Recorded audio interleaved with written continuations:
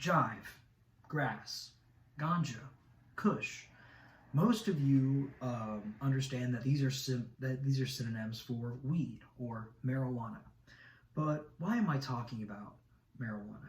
I'm not promoting the benefits of smoking weed or promoting the benefits of using medical marijuana, because that's already been proven and medical marijuana is already legal.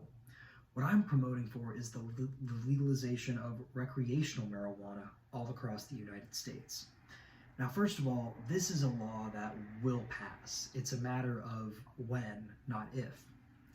So what's really interesting is for a lot of you like myself who are young voters who only just a year or so ago got the right to vote, this is a law that if you think is interesting, you could really help impact and see the direct results of your actions.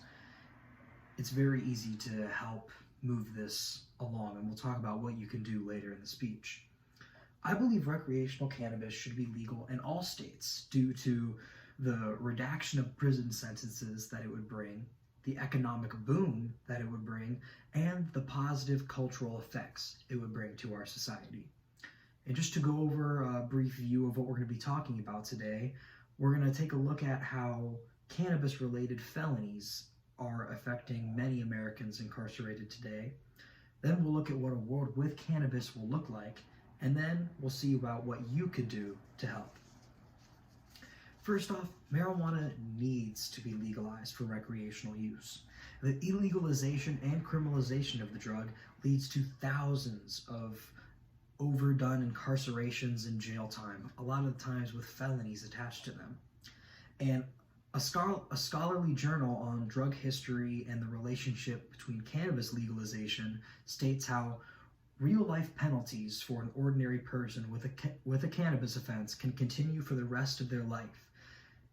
They no longer can vote, be on a jury, hold office or be elected, or own a gun.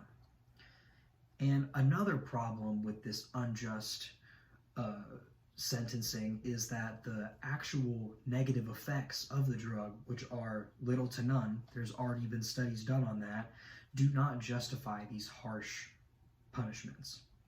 The laws themselves are also rooted in racism. They are built on racist and xenophobic principles. And to quote another scholarly article, cannabis fell out of flavor as it began to be equated with the Mexican immigrants, who with them brought recreational smoking of marijuana. It blamed them for causing violent and overly sexual crimes. We cannot allow this to occur, as these laws are not only based in racism, but are actively hurting these Americans in prison sentences today. So, what am I advocating for especially?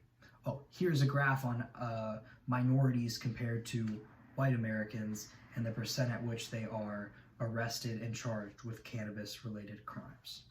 As you can see, this darker part represents the minorities, and there's a very big difference there. What I'm advocating for is the amendment to regulate marijuana like alcohol.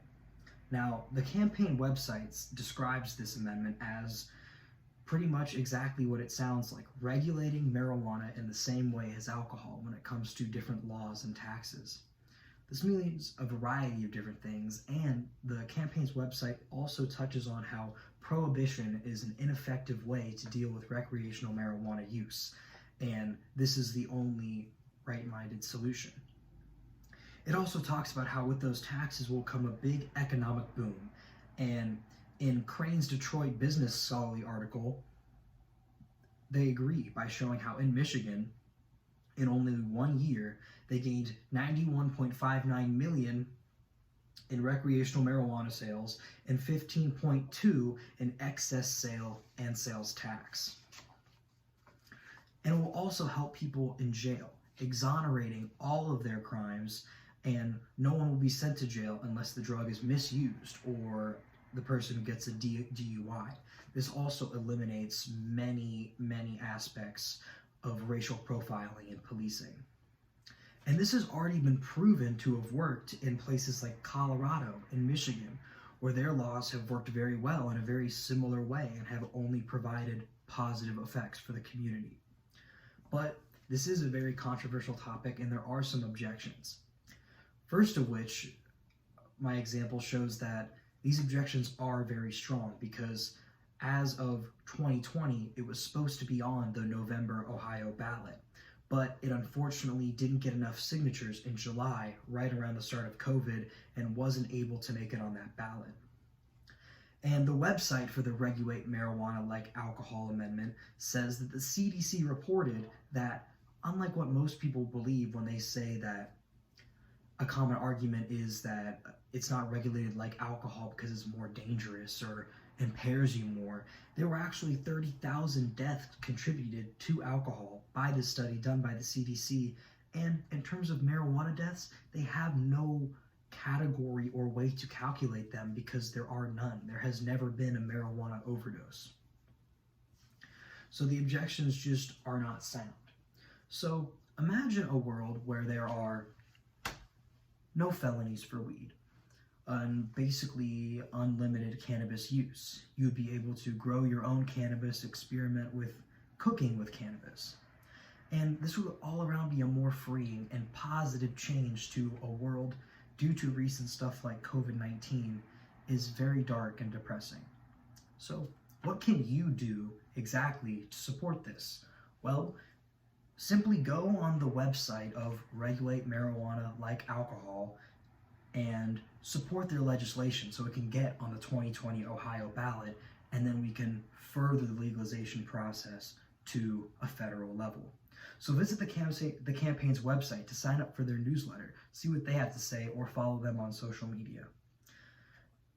There's a lot of messed up and racist things and misogynistic things in this world, and these laws are deeply rooted in racism, and it is our duty to, as eligible voting Americans, end that as soon as possible.